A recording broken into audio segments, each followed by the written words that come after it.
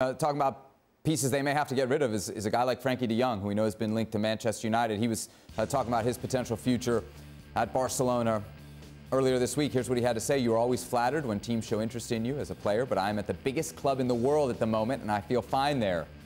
So no news." Sid, what's a truer headline? Barcelona need to get rid of Frenkie de Jong, or Barcelona want to get rid of Frenkie de Jong? A little bit of both. So I'm not giving you a great answer there. And this speaks to what we're talking about, by the way. There are two slightly different processes, related processes, but slightly different processes going on. One is the financial stability of Barcelona over the midterm, and the other is fulfilling league criteria. So Barcelona's argument, and this is one of the reasons why they're upset with La Liga, is that they say we are demonstrating that we're getting closer to a position of financial stability.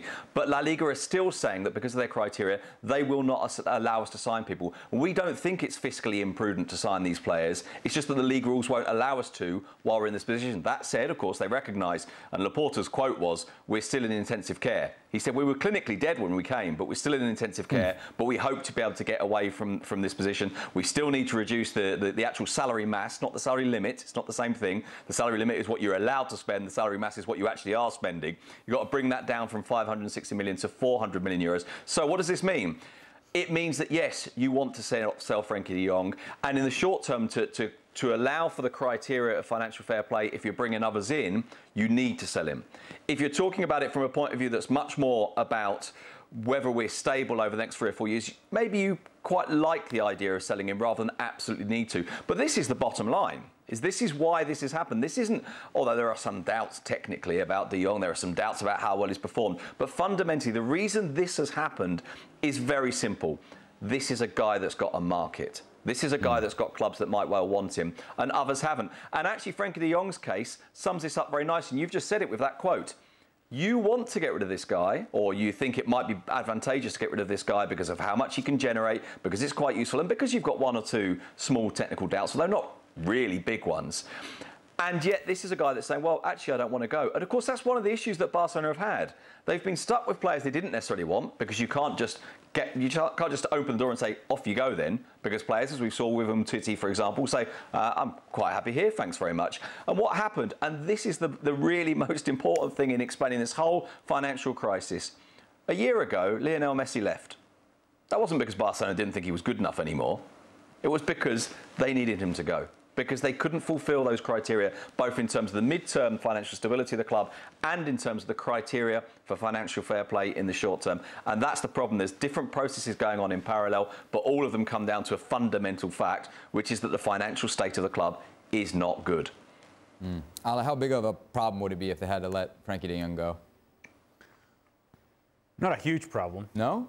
Because if there was an area on the field where Barcelona actually has abundant talent, would be in the midfield. You think Gavi, you think Pedri. If indeed you're going to keep Frenkie de Jong, I would like for them to keep Frenkie de Jong in a position in which he's actually being the player who receives the ball from the back line, who transitions the team forward. And Busquets is not going anywhere. And so therefore, who would you rather play? A combination of Busquets, Pedri, and Gavi, or shoehorn Frenkie de Jong in one of those positions? I don't think so. So it becomes an asset that, as Sid just mentioned, has a market, and that is ideal for Barcelona if indeed they find the right buyer who's willing to pay the value of Frenkie de Jong. You think it'd have an impact at Manchester United, Stevie? Frenkie de Jong would have an impact. Unfortunately, the players that they have right now, he doesn't fit in what they've got.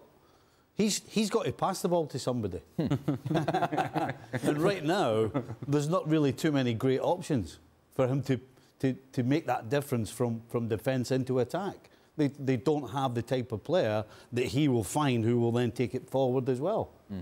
I don't think so. Thanks so much for watching ESPN on YouTube. And for more sports highlights and analysis, be sure to download the ESPN app. And for premium content and live streaming, subscribe to ESPN+.